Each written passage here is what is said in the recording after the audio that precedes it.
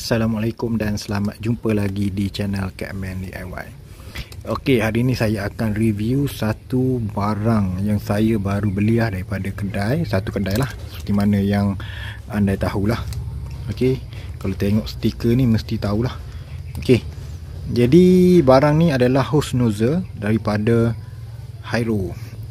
Okey, ni ataupun bahasa mudahnya kepala pai air, bukan kepala pai air, kepala air pancut, macam tu. Okey, ni saya beli RM2.60 lah, sekarang RM2.60.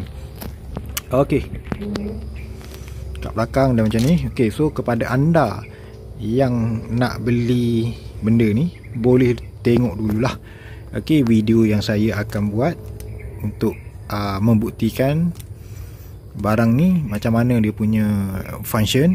Okey, dan apa lagi lah, dan apa-apa sajalah. Okey, jadi kepada korang yang melihat barang ni yang ada dekat kedai tu, okey, dan nak beli, boleh tengok video ni macam mana. Okey, jadi dekat plastik ni dia ada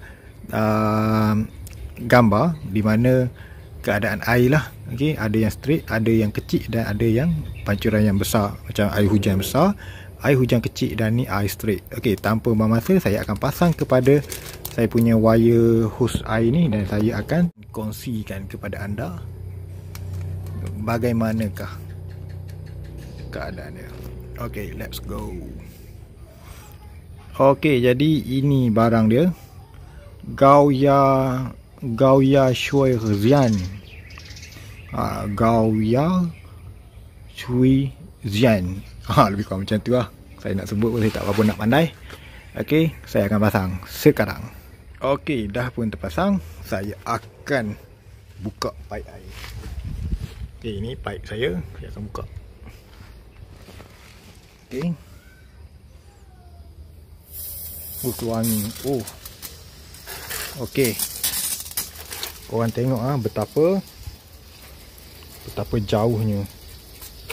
Okey, macam ni. Okey, dia macam tu, jauh.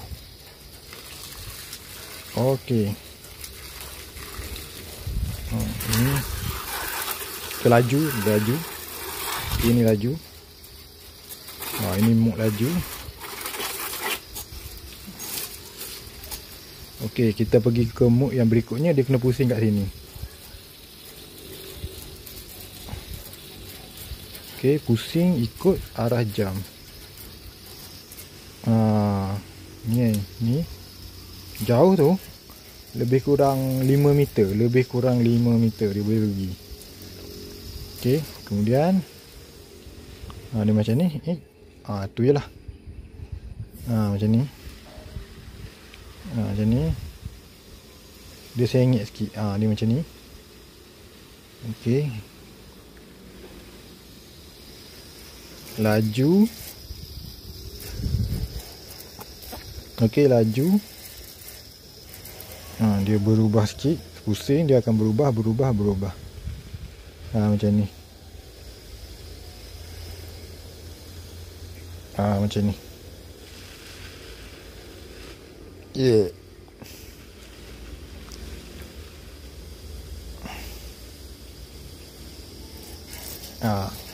Lebih dia kepada inilah. Lebih dia kepada yang laju. Laju tu memang laju lah. Okey, tapi air hujan dia tidaklah best. Macam tu je. Macam ni je, tak best. Kalau macam ni best lah. Okey, macam ni best. Ini tak best sangat. Tak best. Contoh nak cuci motor pun tak berapa nak best sangat. Tak best. Okey, kalau nak water jet, macam water jet, okey, boleh lah. Tembak kereta. Tapi yang ni tak best. Tak ada best punya. Ini okey. Ini okey. Air hujan macam ni.